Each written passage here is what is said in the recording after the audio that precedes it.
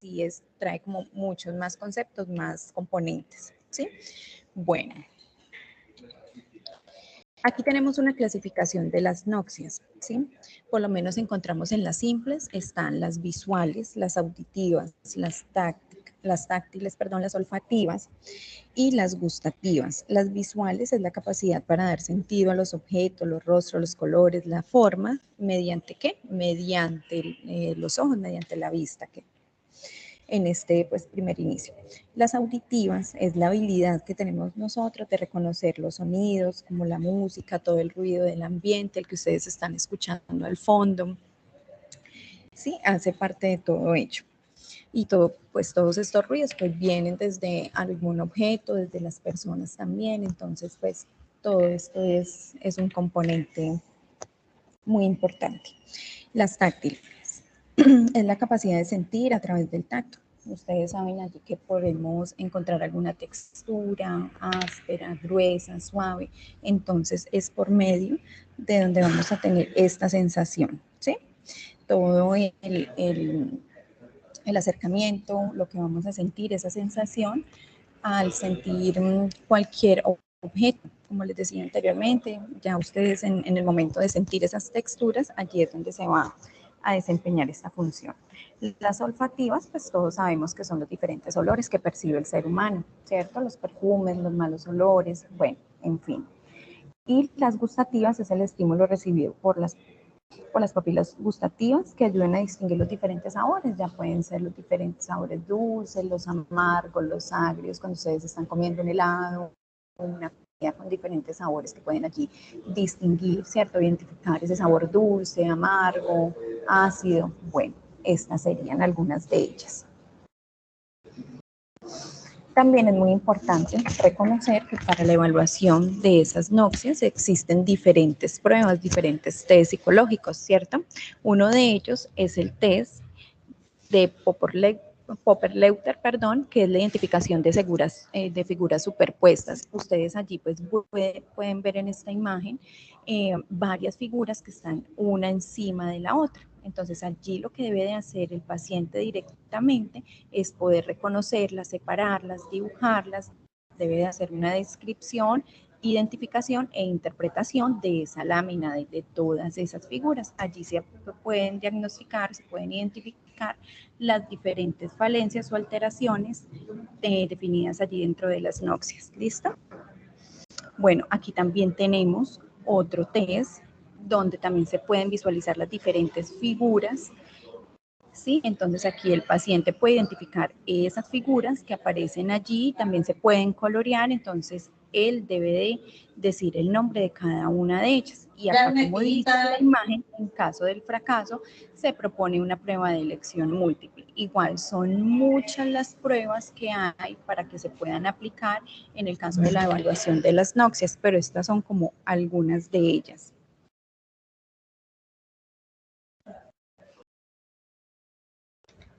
Bueno, también tenemos entonces aquí las praxias, ¿sí?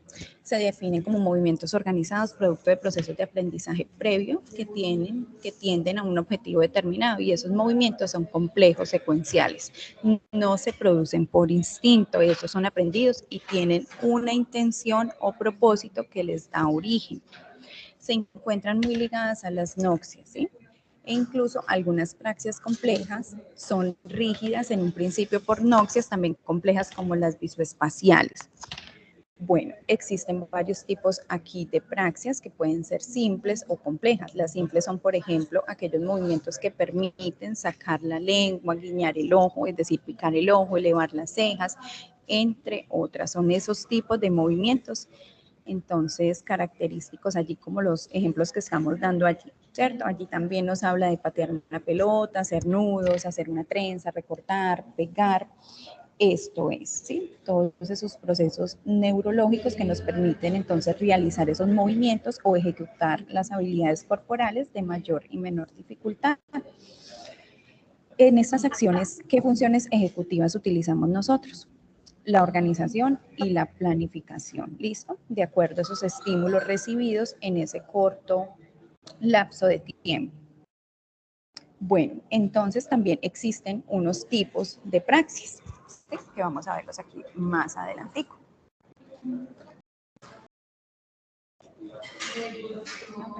Bueno, no las vi acá. Bueno. Esos tipos de praxias que podemos encontrar allí son las praxias idiomotoras, las praxias ideatorias, las praxias visoconstructivas y las faciales.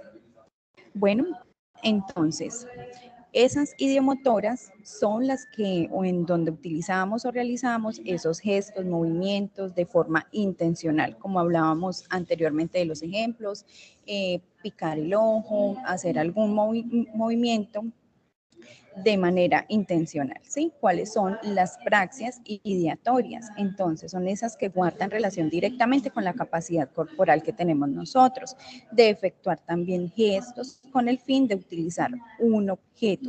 Entonces, allí es como tomar el vaso, ¿sí? Para tomar agua, tomar las tijeras, tomar en este momento un resaltador que tengo en la mano, tomar el mouse con el objeto, con el propósito de hacer alguna actividad.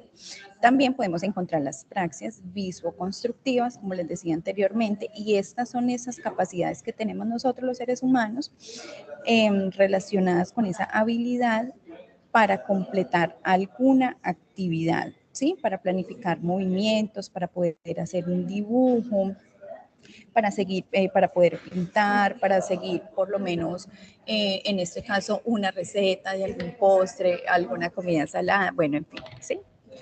Esas. Vamos con la última, que sería la praxia facial, las praxias faciales, y estas definen directamente la acción de esos movimientos voluntarios efectuados con los músculos faciales, como los labios, allí también están las mejillas, las cejas, entre otros. Esas serían como las 4 clases o los 4 tipos de praxis. Bueno, nosotros pues aquí podemos visualizar, o todos ustedes pueden visualizar, que también existen evaluaciones directamente relacionadas para las praxias, ¿sí? Para identificar las diferentes praxias. Tenemos allí la figura compleja del rey, también tenemos la copia construcción de figuras simples o complejas, la solicitud de gestos transitivos e intransitivos. Estos se solicitan al paciente cuando estamos en consulta y allí se pueden observar si hay alguna alteración en estas praxias. ¿Listo? Bueno, por favor, profe, tú me dices si me están escuchando claramente, si voy muy rápido. Pues la idea es que podamos allí hacer una síntesis en la que ustedes puedan aprender, puedan identificar los diferentes conceptos, pero no de una forma muy extensa, porque son varios temas. Entonces la idea es que puedan acá tener, podamos tener espacio todos para la parte teórica y para la parte práctica. Entonces, ¿me escuchan bien? Profesor, señora. Sí, tutora. Sí, profe, te escuchamos bien. Obviamente es un Bueno. tema, como mencionas, bastante amplio y Claro. en esta videotutoría pues no vamos a poder entrar a profundidad a reconocer cada uno de los procesos, sino que es más como para que hagamos un recorderis en función de la actividad fase 2, donde ustedes tienen que ubicar justamente áreas relacionadas con esas funciones. Así que pues por eso no vamos un poco más despacio para que podamos abordar las 6 funciones cerebrales superiores que están justamente dispuestas en la rúbrica. Claro que sí, muchísimas gracias. Bueno, como ustedes saben, las funciones ejecutivas también es un tema bastante amplio, ¿sí? Pero de igual manera lo vamos a abordar muy brevemente allí. Ustedes saben que la función ejecutiva, los procesos mentales, ¿sí?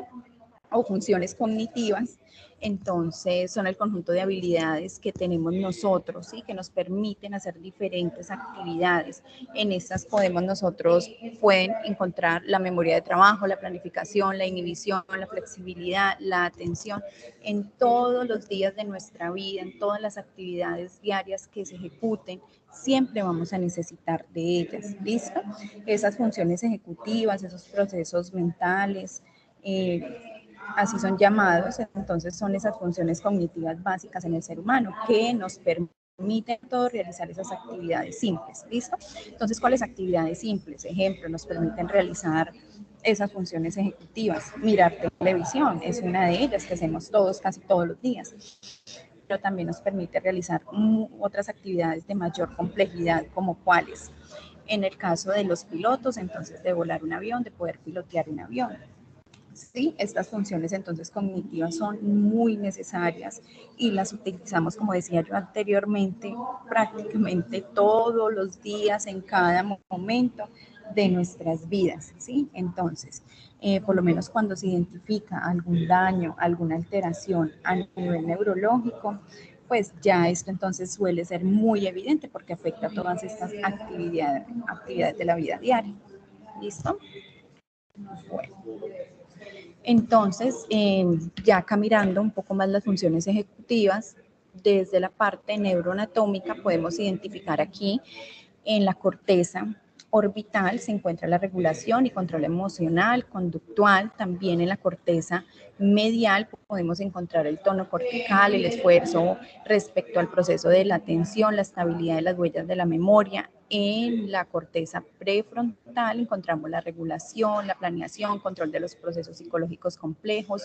Ustedes anteriormente ya lo habían visto en la fase 1, la ubicación de las diferentes funciones ejecutivas en las estructuras cerebrales. Sin embargo, aquí pues también vamos a hacer un recorderis de hecho. Bueno, en la corteza prefrontal también encontramos la regulación, la planeación, el control de los procesos psicológicos complejos, ya lo había dicho anteriormente. En la corteza frontal derecha está la conciencia de sí mismo y también el procesamiento autobiográfico. Entonces son muchas las estructuras implicadas, son todas en las funciones ejecutivas, pero pues aquí quisimos como hacer énfasis en ellas. Bueno, también existen diferentes pruebas psicológicas para evaluar las funciones ejecutivas. Por lo menos aquí tenemos entonces, sé que algunos conocen ya la Torre de Hanói, que son una de las más conocidas, la Torre de Londres, los laberintos, la Torre de Toronto. Esto permite evaluar la planificación, ¿sí? Por lo menos en la fluidez verbal, en la fluencia, entonces tenemos la prueba de denominación de Boston. Esta también es una prueba que en otros cursos se ha aplicado. Entonces, esta va a permitir identificar alguna alteración en la parte de la fluidez verbal. ¿Listo? En la flexibilidad encontramos el test de Wisconsin, entonces este también, según los criterios que tiene cada prueba, nos va a permitir, de acuerdo a la evaluación que se haga, interpretar estos resultados, ¿sí? E identificar estos signos o síntomas. También tenemos en la inhibición el test de Stroop o el de tareas UNOC. Bueno, tenemos en la toma de decisiones, esta otra prueba que podemos ver allí y otras pruebas que también nos van a permitir identificar otras alteraciones en las funciones ejecutivas básicas, que es el test de los 5 dígitos. También tenemos desde el área de neuropsicología, pues pruebas o baterías a nivel general que permiten identificar alteraciones ya a nivel como más amplio. Bueno, hasta aquí sería el tema de las funciones ejecutivas. Vamos entonces a darle la palabra al docente Rodrigo para que continúe entonces con la presentación. ¿Me escuchas bien, Rodrigo? Claro que sí, profe, muchas gracias. 10 minutos tenemos. Pues, Listo. Listo, dale. Entonces sigamos con el proceso de atención. Avanza, profe, a la siguiente diapositiva. Listo, en términos de el concepto sobre qué es la atención, pues hablamos entonces de un proceso, de un sistema funcional que es complejo, que es dinámico, que es jerárquico y que lo que nos permite es facilitar el procesamiento de la información. Sabemos que todo el tiempo estamos expuestos a múltiples estímulos de los cuales estamos recibiendo carga sensorial, información siempre todo el tiempo y que requerimos para un funcionamiento óptimo focalizar la atención, focalizar selectivamente determinados estímulos, filtrando, desechando, inhibiendo información que no sea necesaria, no sea deseada o no sea priorizada por el sistema. En ese sentido podemos observar en la gráfica que está al lado izquierdo, desde la parte de abajo los estímulos que van generando información de diferente tipo, ¿no? Sabemos que, por ejemplo, si tenemos un objeto acercándose hacia nosotros, vamos a tener en cuenta el tamaño del objeto, la orientación, el color, la distancia, la velocidad con la que se acerca y todo estos son elementos que van siendo ingresados a la corteza cerebral justamente a partir de lo que hablaba la profe de las nocias, ¿no? Entonces tenemos intrasensoriales de información que van siendo parte de ese conjunto multimodal en el cual comenzamos a tener toda la corteza, digámoslo, con carga de información. ¿Qué sucede? Necesitamos focalizar la atención, necesitamos tener un foco atencional específico sobre la tarea que estemos desarrollando, sobre lo que nos esté interesando o sea más prioritario para nuestra subsistencia. En ese sentido es que la atención como proceso cobra sentido y cobra un papel muy importante en la función cerebral. Entonces nos permite focalizar la atención, identificar un objeto y, como decíamos, es un sistema complejo y dinámico. No está aislado de otros sistemas como la memoria. Identificamos entonces el objeto que se acerca hacia nosotros y lo identificamos con una categoría particular. Pongamos un ejemplo, se acerca un perro, pero no es lo mismo cuando llego y busco perro en la memoria y identifico que es un perro pequeño o un perro grande, si es un pincher o un rottweiler, y justamente la carga atencional va a estar dependiendo de este procesamiento multimodal, en el cual entradas sensoriales, procesamientos asociativos y justamente todo lo que tiene que ver con memoria da un sistema complejo y dinámico.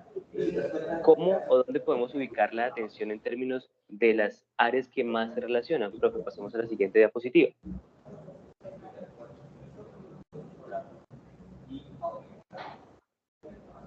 Listo, tenemos entonces 3 principales redes con las cuales hablamos de la atención.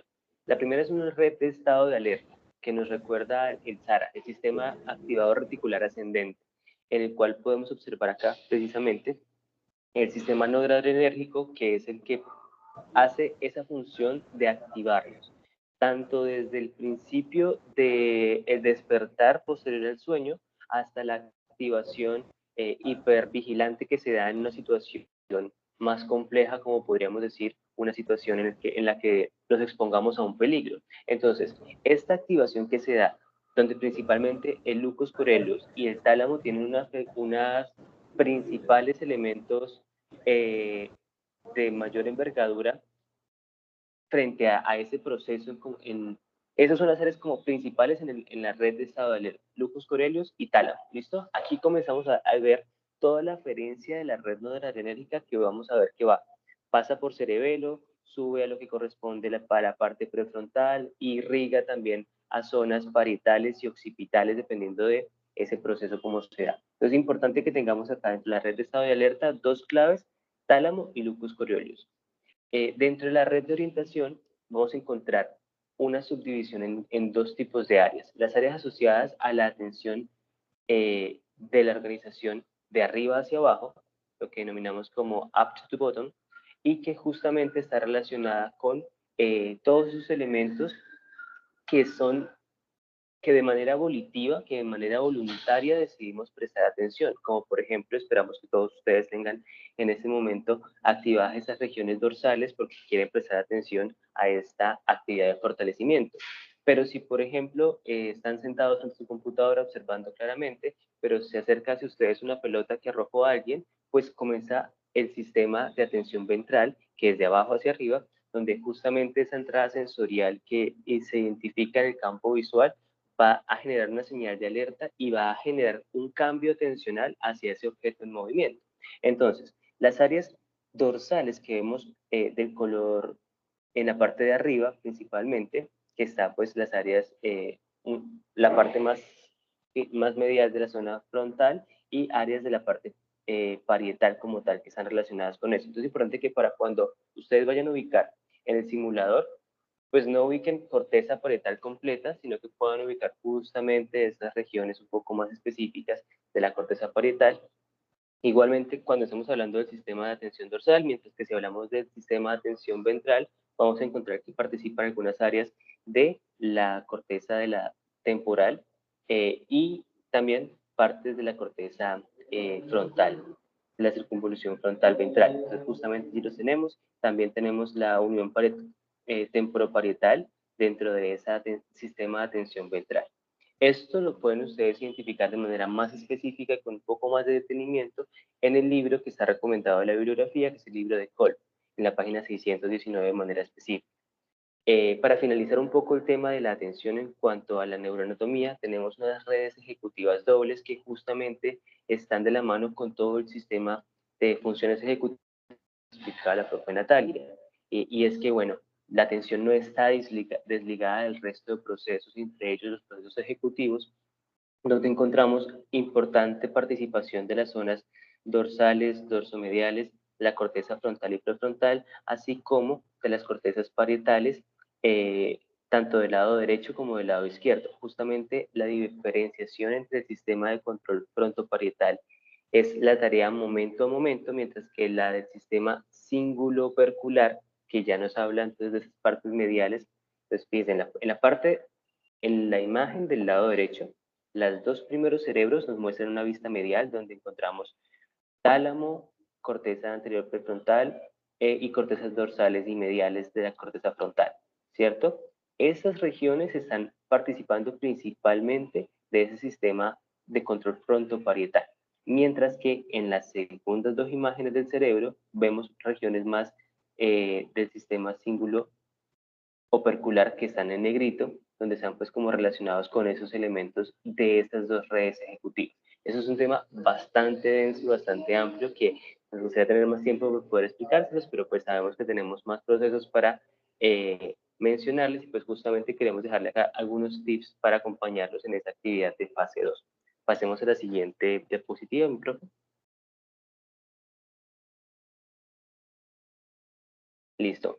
Para retomar de pronto un poco el glosario que se ha venido trabajando desde fase 1, estamos relacionando entonces que las alteraciones dentro de la atención pues pueden generar diferentes tipos de condiciones clínicas, como lo sería la aproxexia, la hipoproxexia o la hiperproxexia, que pues justamente es importante que ustedes vayan teniendo una clave en la identificación de, de los términos técnicos, y es los prefijos y los sufijos de la palabra. A significa ausencia de. Entonces, aproxexia es cuando no se puede, hay una falla en la posibilidad de prestar atención y no se logra generar como tal proceso atencional.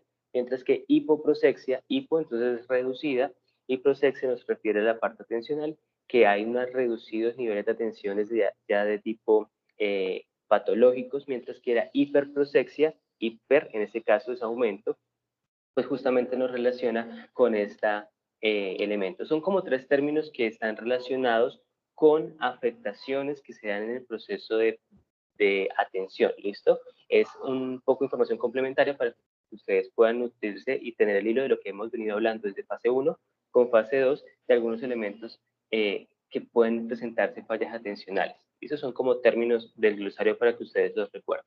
Pasemos al siguiente proceso, que es el proceso de memoria.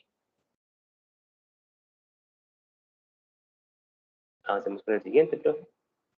Listo. Entonces, en cuanto a la conceptualización de la memoria, hablamos de una función, la anterior, profe.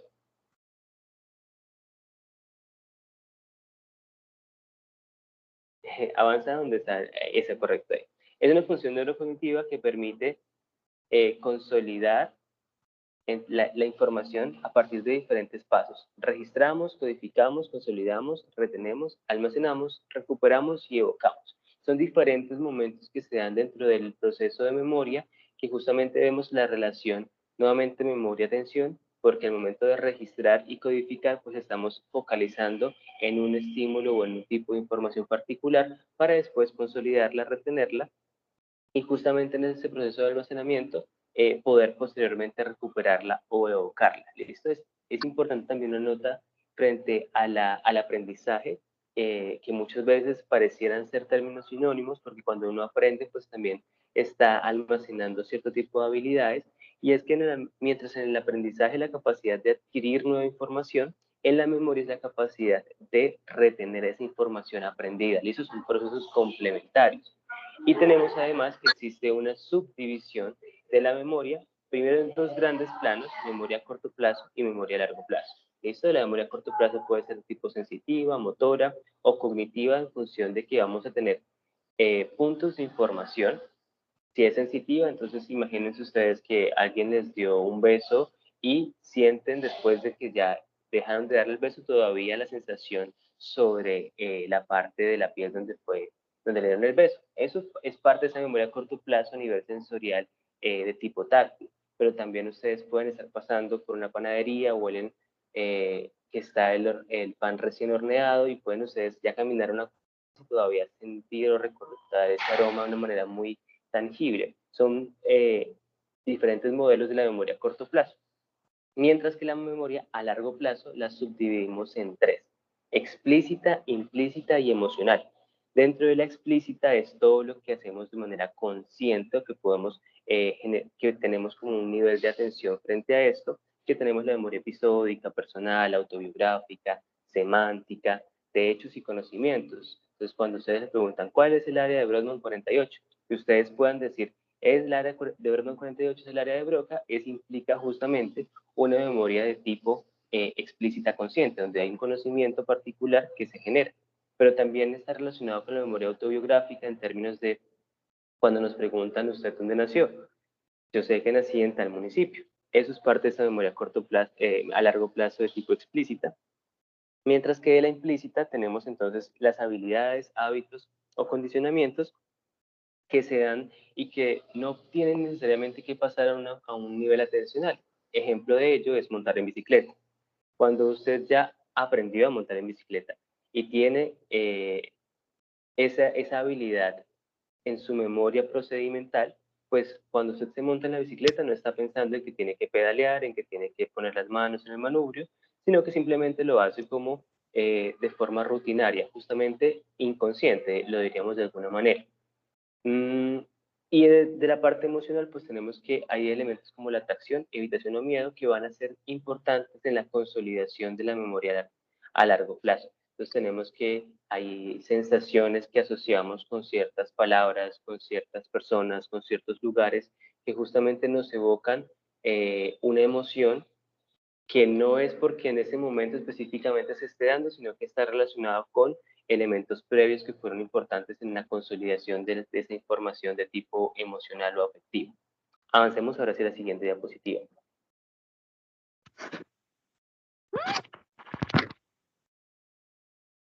Listo. Entonces, en términos de dónde ubicamos la memoria, bueno, pues es importante que retomemos justamente este asunto de las redes que habíamos venido hablando, porque en la memoria encontramos algunas áreas que tienen mayor predominancia, dentro de ella el hipocampo. El hipocampo es clave en la consolidación de la memoria, pero también tenemos que, por ejemplo, el tálamo, la parte de la corteza prefrontal y en general toda la corteza, la neocorteza.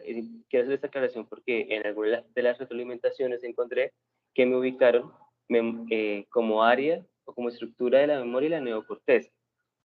La neocorteza nos referimos a toda la zona cortical del cerebro, que incluye todos los lóbulos, así que es muy poco específico mencionarla como estructura.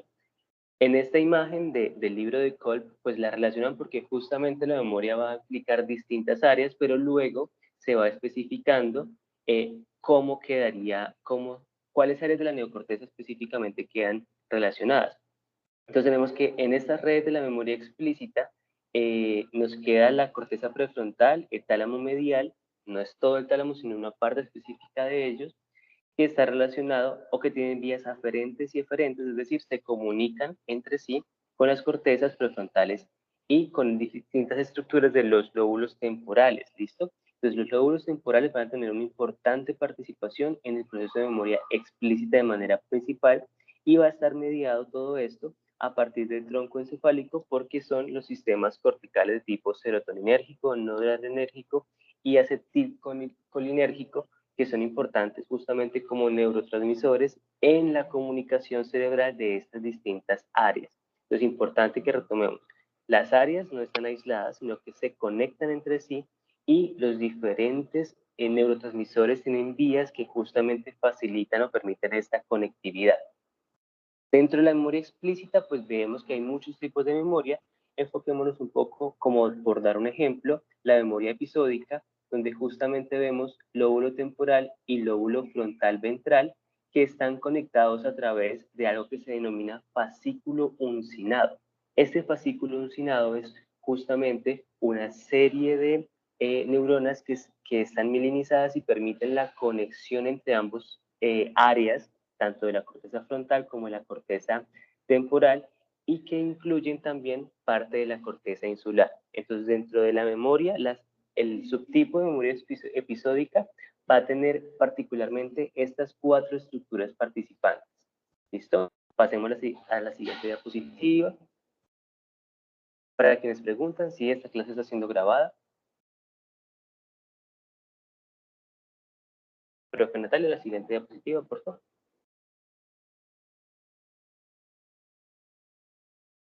Listo. Entonces, hablamos de los otros dos tipos de memoria para que no se nos queden por fuera.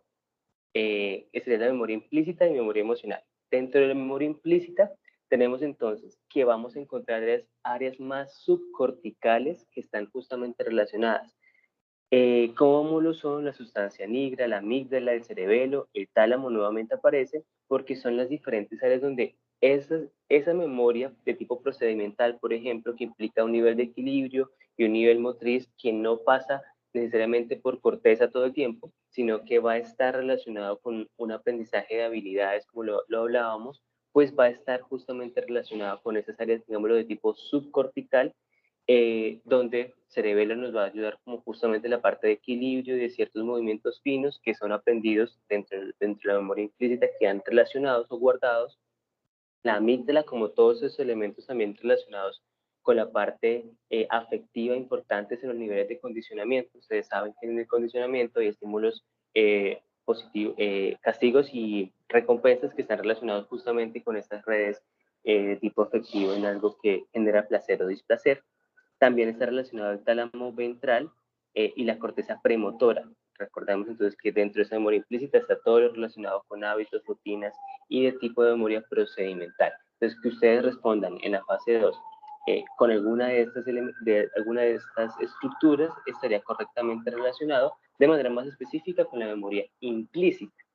Mientras que si pasamos a la memoria emocional, pues encontramos una mayor predominación, una mayor participación de lo que es la amígdala, como hablábamos, como centro justamente de generación de neurotransmisores relacionados con estos temas afectivos y que comunica justamente a partir de sus redes con corteza temporal medial y con ganglios basales, ¿listo? El hipotálamo y la sustancia gris, pues justamente como hablábamos, el hipotálamo en función de generar ese, por ponerlo en palabras coloquiales, pegamento de los distintos puntos de información de la memoria, y que se relaciona además con sus redes aferentes hacia corteza frontal, parietal y temporal.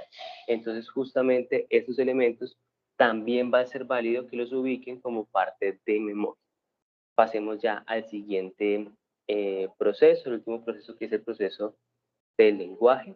Hay como algunas palabras del glosario que ustedes pueden recordar más adelante, pero quiero enfocarme en el lenguaje para que no se nos quede por fuera. Dentro del lenguaje tenemos distintos tipos de lenguaje. Fíjense ustedes que, por ejemplo, fluidez verbal, comprensión lectora, denominación, son diferentes subprocesos del lenguaje, no todos ellos relacionados con funcionamiento ejecutivo, pero sí participan justamente. Recuerden que la profe nos mostraba que dentro de una de las baterías de funcionamiento ejecutivo se evaluaba la fluidez verbal. Y es que justamente es un proceso que está ampliamente relacionado con corteza prefrontal y por tanto va a tener una importante participación o interrelación con otros procesos como las funciones ejecutivas. Pero el lenguaje en sí lo debemos comprender como un sistema de comunicación que puede ser expresado a través de la palabra y que ésta representa como tal justamente eh, una representación del mundo. ¿Listo? Entonces, la expresión del lenguaje se da a través, bien sea de la palabra en términos hablados o de la palabra en términos escritos. Y va a ser importante porque son dos sistemas diferentes que se manejan dentro del lenguaje.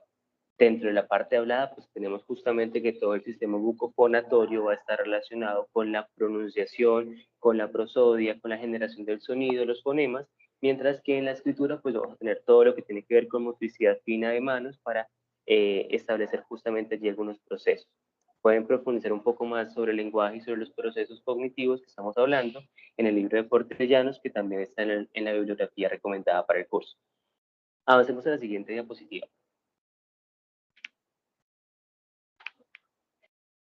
Listo, entonces, como veíamos, el lenguaje va a tener distintas áreas. Dentro de ellas, pues las más reconocidas o más aclamadas que están relacionadas con el área 44, 42, 39, que son áreas de Brodmann, relacionadas con el área de Broca y área de Wernicke, principalmente en la generación del lenguaje y en la comprensión del lenguaje. Entonces, Es importante que conozcamos las áreas de Brodmann y tengamos identificado como a qué hacen referencia, pero es importante también que seamos críticos en función de que las áreas de Brodmann no se limitan a todo el cerebro, o sea, son limitadas para explicar todo el cerebro mejor.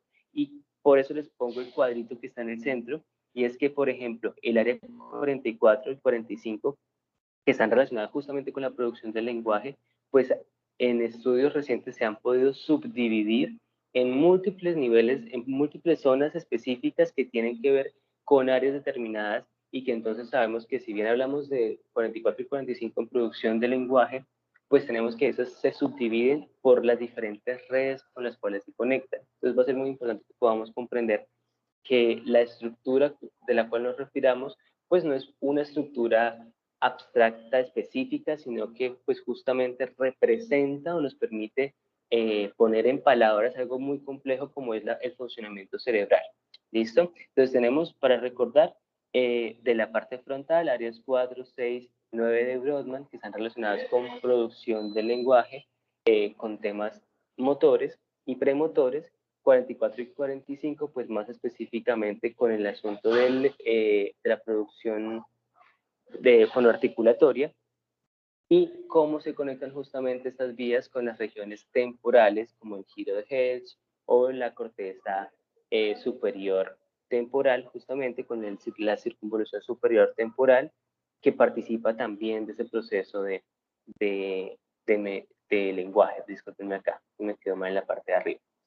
Ahora, hay dos vías, ya en términos de conexión de esas estructuras, que son las vías dobles del lenguaje, donde nuevamente hay vías ventrales para el lenguaje de tipo semántico, que es todo el tema de comprensión, que nos vincula justamente esa parte temporal con las partes frontales en las áreas 44, 45 y 41, 42, que están relacionadas a producción y comprensión del lenguaje. Mientras que las vías dorsales para el lenguaje en la producción de fonemas, vemos que está por la parte de arriba y que nos vincula justamente atravesando parietal y las zonas de corteza motora. Cualquiera de estas regiones que ustedes ubiquen dentro de su actividad fase 2 relacionada específicamente con las áreas del lenguaje, pues va a estar de forma correctamente desarrollada. Avancemos a la siguiente diapositiva, profe.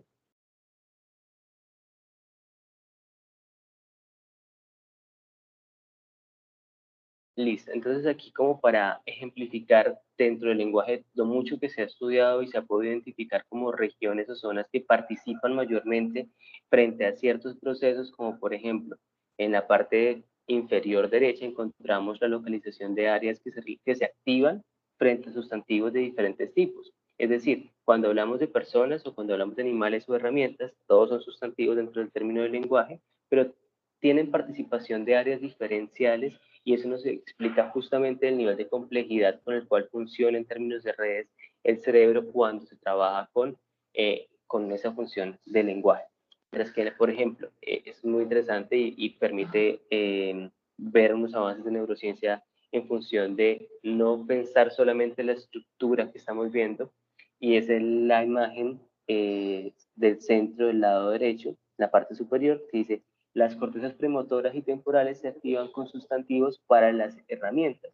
Y acá hay un elemento muy interesante y es que muchas veces se delimita el lenguaje al lenguaje hablado o escrito y entonces se le pedía a la persona que pronuncie una palabra como cortar, como bailar, o como correr y justamente va a implicar que cuando la persona pronuncia la palabra genera esas activaciones en las cortezas premotoras o motoras y al tiempo genera esas activaciones en las áreas relacionadas con acciones en términos del lenguaje.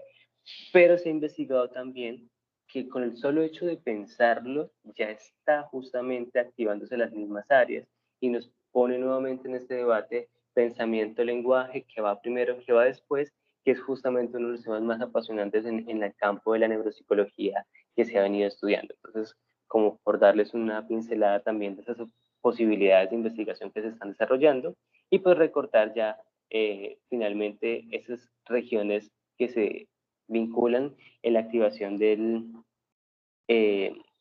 la palabra activa, que es un conjunto pues que veníamos hablando y que quiero como recopilarlo con la primera imagen al lado izquierdo, área de Broca, área de Wernicke, las diferentes circunvoluciones más inferiores de la corteza parietal y la corteza o la circunvolución superior temporal, que también está muy relacionada con eso, ¿listo? Si hablamos de visualización de palabras, pues obviamente va a estar relacionada la región occipital, porque es la que implica o está relacionada justamente con el procesamiento visual, pero pues bueno, eso va a depender del tipo de entrada sensorial del lenguaje con la cual estemos relacionándonos, ¿listo?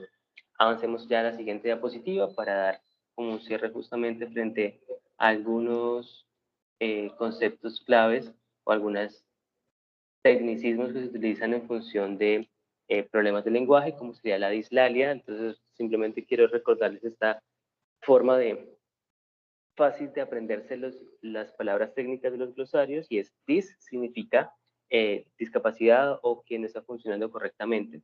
Lalia está relacionado con la producción del habla. Entonces, dislalia es que hay afectación en la producción del habla.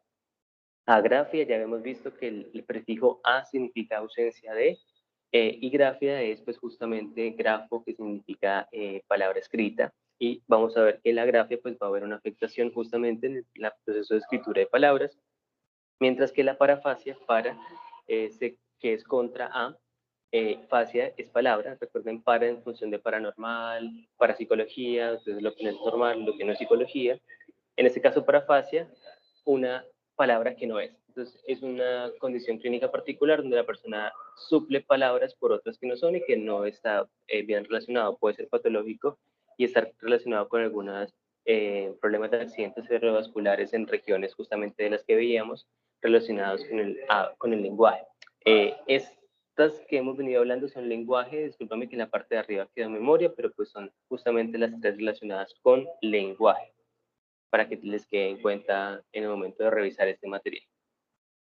Con eso, pues básicamente ya hemos abordado los 6 procesos de funciones cerebrales superiores que están relacionadas en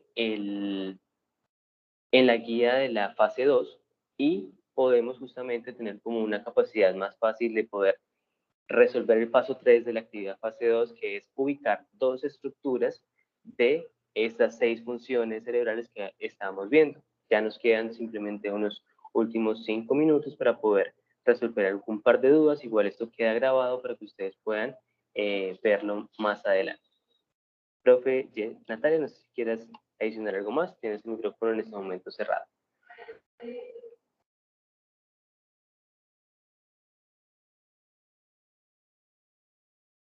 Listo, ¿ya me escuchan? Sí, profe, Bueno, te escuchamos. ya llegamos al espacio de dudas e inquietudes. Aquí, por favor, van a levantar la manito si tienen dudas respecto a la explicación que dimos anteriormente y también en cuanto a la realización de la actividad de la fase 2.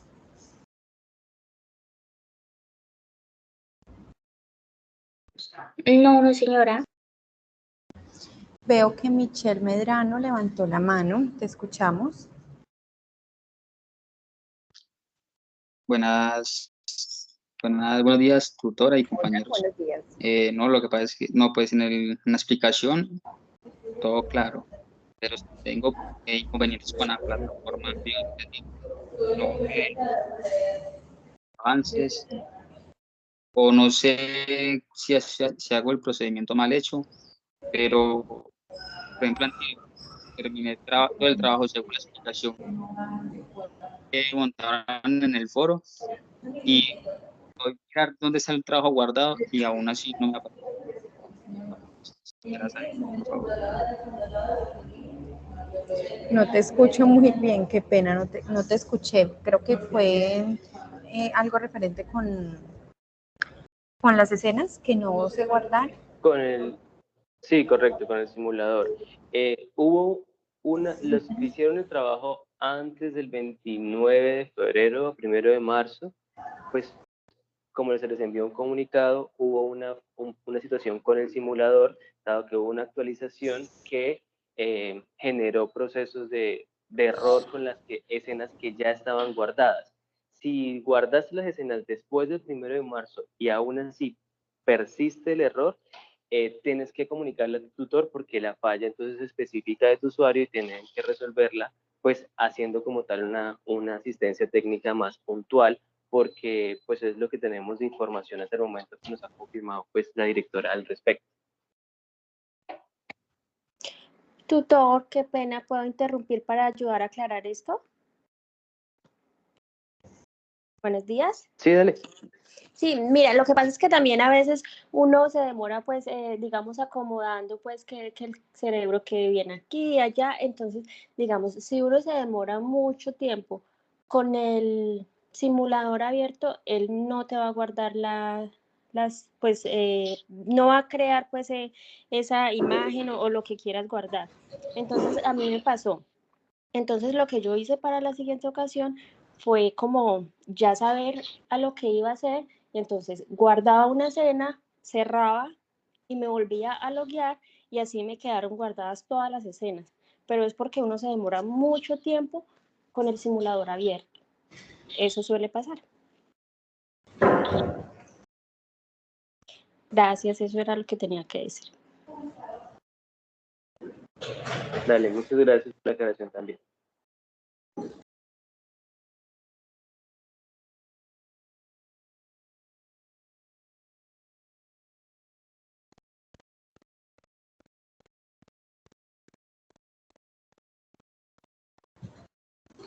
Bueno, ¿quién más tiene la manito levantada?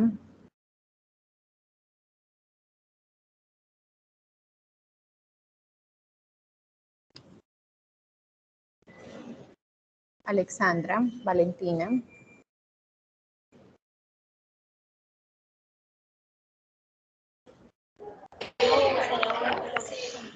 Bueno, buenos días. ¿Sí me escuchan bien? Sí, pues mira, lo que pasa es que mi pregunta es aprovechando que está el tutor Rodrigo, pues él es mi tutor y pues yo ya finalicé toda la actividad. Sin embargo, no sé si es posible pues obtener algún tipo de retroalimentación porque pues no sé si quedó bien, si tengo que cambiar algo.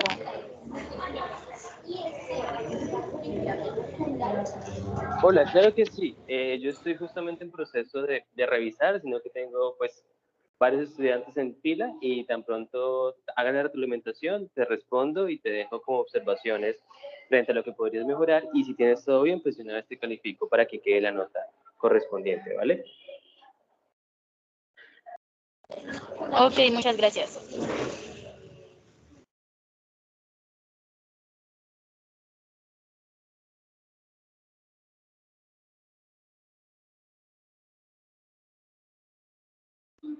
Les recordamos a todos que en el chat está el formulario de asistencia, pero por favor no olviden diligenciarlo.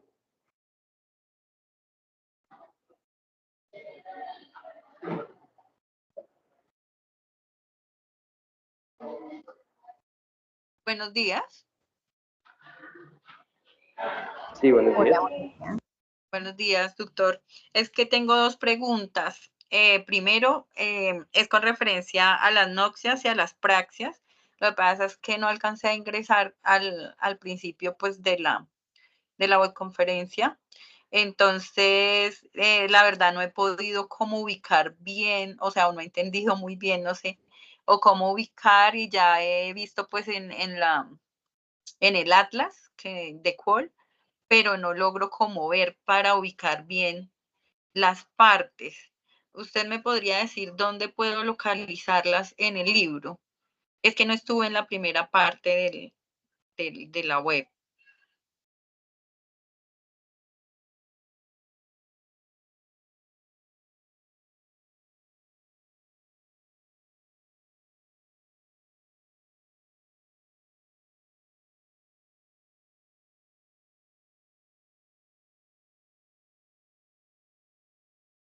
Dale, profe Natalia, si quieres responder esa pregunta relacionada con la parte que estabas explicando justamente de las nocias y las praxis.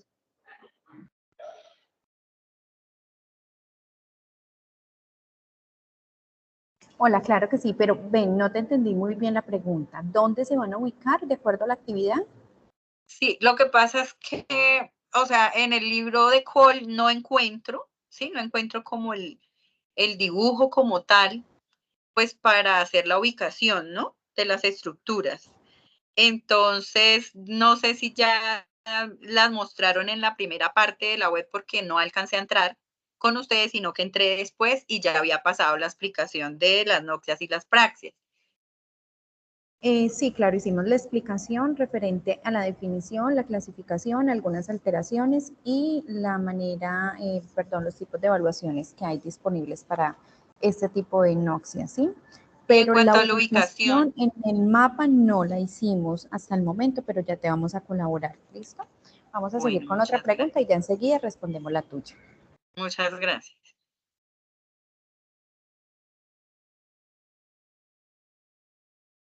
No sé si en el chat hay alguna otra pregunta.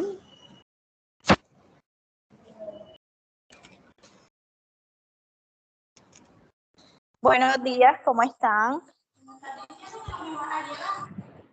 ¿Me escuchan? Profe, una preguntita. ¿Cómo hago para que entonces mi tutora verifique lo que yo hice, si está bien o no? ¿Le escribo por el grupo o por el foro o cómo hago? Tú puedes dejar las inquietudes por el foro colaborativo. Ahí tu tutor pues va a realizar la realimentación pertinente de acuerdo a la revisión que se haga por los grupos, ya que hay pues varias asignaciones de estudiantes, entonces algunos tutores van en orden y van revisando todos los foros, o también le puedes escribir por mensajería interna. Ok, muchísimas gracias. Tutora, buenos días. Tutora, yo tengo una inquietud con respecto a la calificación de la fase.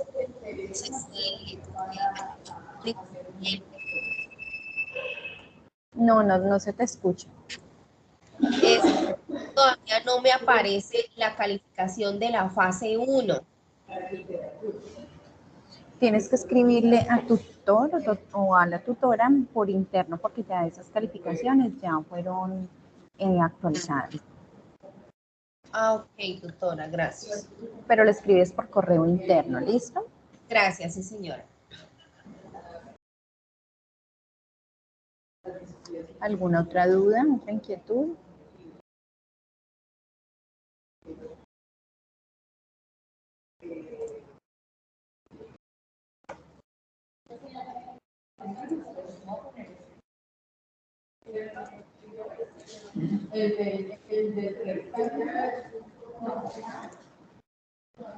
María Paola tiene la mano levantada. Ya, tutora, ya la bajo.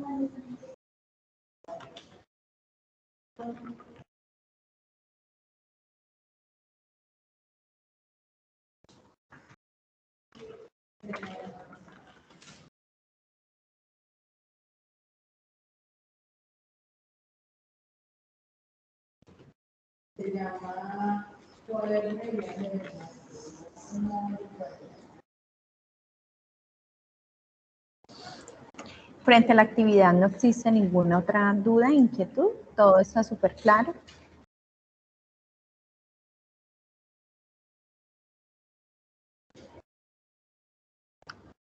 Listo, ustedes ya tienen claro ya que tienen que realizar la identificación de las imágenes, de las estructuras del cerebro relacionadas con las funciones ejecutivas, las praxias, lenguaje, memoria, atención, noxias. No han tenido entonces ninguna dificultad aparte de los casos mencionados en el aplicativo de 3D, ¿no? Buenos Dale. días. Sí, buenos Buenos días. días. Disculpen, ¿podría por favor, si sería posible regresarse a la diapositiva con respecto a lo de las praxias? Es que pasa que pasó muy rápido lo de la parte de las estructuras y pues en lo personal sí tengo como que dudas en esa partecita. A la ubicación, listo. Ya un momentico, ya te las comparto. Muchas gracias.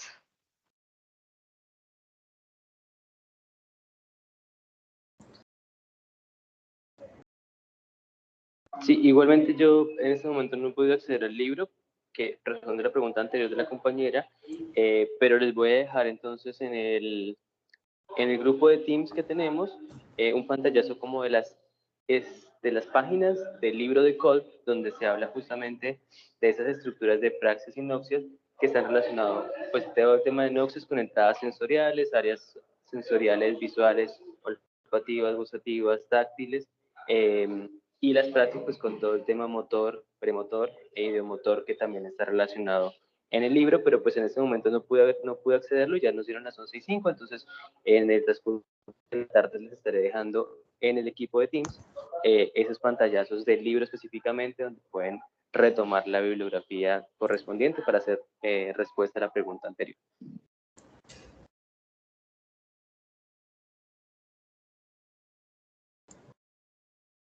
No sé si ya pueden observar la pantalla.